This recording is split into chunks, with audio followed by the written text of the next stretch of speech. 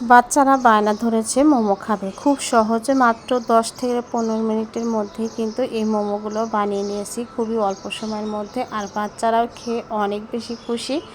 একদম পারফেক্টভাবে কিন্তু এই মোমোগুলো আমি বানিয়েছি।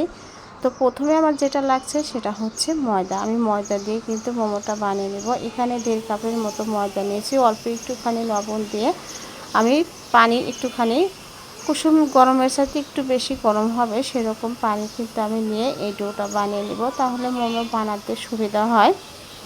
তো যাই হোক, আমার ডোটা কিন্তু মথা হয়ে গেছে, আমি সাইডে রেখে দেব। তো ভিতরের পুরটা রেডি করব। তো মুরগির যে বুকের মাংসটা থাকে সেটা কিন্তু অনেকেই খেতে চায় না, তো এটা আমি নাস্তা বানানোর জন্যই রেখে দেই বরাবর। তো যাই হোক, আমি একটুখানি কিমা বানিয়ে নিয়েছি। এখন আমি এর মধ্যে দিয়ে দেব হচ্ছে স্বাদ মতো লবণ। তো স্বাদ মতো লবণ দেওয়ার পরে আমি বাকি উপকরণগুলোর মধ্যে একে একে দিয়ে দিচ্ছি ধনিয়া গুঁড়ো, তারপরে দিব হচ্ছে জিরা গুঁড়ো, আদা বাটা, রসুন বাটা, কুচানো পেঁয়াজ,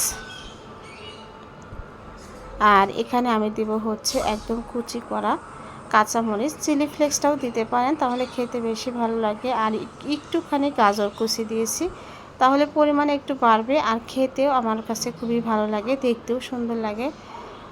তো যাই হোক, এখন আমি দিয়ে দিব হচ্ছে লেবুর রস।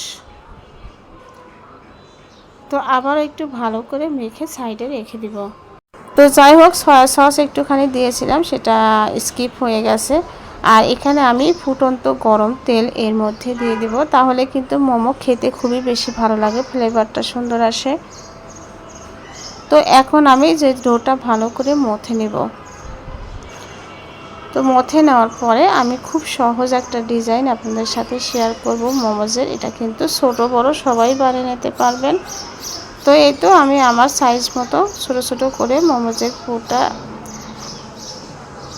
অর্থাৎ গুলটিগুলো বানিয়ে নিলাম। এখন আমার এখানে হয়েছে হচ্ছে 15টার মতো। এখন আমি পাতলা পাতলা করে রুটি বানিয়ে নিচ্ছি। একসাথে রুটি বানিয়ে নিলে বানানোর সুবিধা হয়, আর একটা একটা করে বানালে আমার কাছে একটু ঝামেলাই মনে হয়।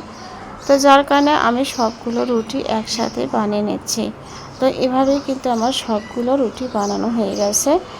এখন আমি মোমো বানিয়ে নেব। আর খুবই অল্প সময় ঝটপট কিন্তু এই মোমোটা বানিয়ে নেওয়া যায় কোনো রকমের ঝামেলা ছাড়াই।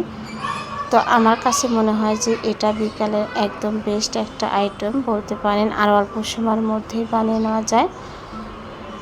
তো এইভাবে আমি ভাজটা দিয়ে দিব। আর এখানে একটা কথা বলে রাখি, সেটা হচ্ছে যে আমি মোমোসগুলো কিন্তু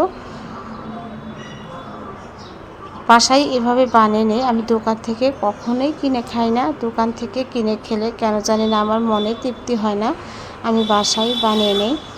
তো এখন আমি এর মধ্যে স্টিম হতে দিব, একটুখানি তেল ব্রাশ করে দিলাম, তাহলে খুব সহজেই উঠে আসবে, না হলে অনেক সময় উঠে আসতে চায় না। তো এখন আমি একে একে সবগুলো দিয়ে আমি পানির ভাপে বসিয়ে দিব। 10 থেকে 15 মিনিটের মতো আমি রাখবো, খুব বেশি কম অনেকেই বলে 5 মিনিটে হয়ে যায়। তো 5 মিনিট হলে আমার কাছে কেন জানি না তৃপ্তি হয় না।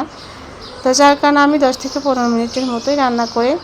তো এখানে আমি দিয়েছি হচ্ছে কুচানো রসুন, তারপরে দিয়েছি হচ্ছে চিলি ফ্লেক্স, তারপর এখানে দিয়ে দিলাম হচ্ছে ভাজা তেল, এখন দিয়ে দিলাম হচ্ছে টমেটো সস। এই সসটা কিন্তু আমার অলরেডি ভিডিও দেওয়া আছে, আমি বাসায় বানিয়েছি, খুবই মজাদার একটা সস বলতে পারেন। আর এখানে আমি দিয়ে দিলাম হচ্ছে সয়া সস, তারপরে এর মধ্যে আমি ফুটন্ত গরম তেল দিয়ে দিলাম, তারপর একটু ভালো করে মিক্সড করে নেব।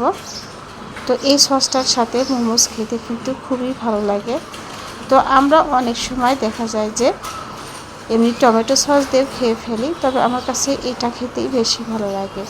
তো যাই হোক, আমার সব কিছুই কিন্তু রেডি হয়ে গেছে, আমি একে একে একটুখানি সাজিয়ে নিচ্ছি।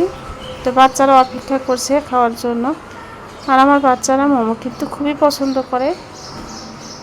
আর আমার মনে হয় যে স্বাস্থ্যকর হেলদি যে যেটাই বলেন না কেন, মোমোস কিন্তু একদমই পারফেক্ট একটা নাস্তা বলতে পারেন।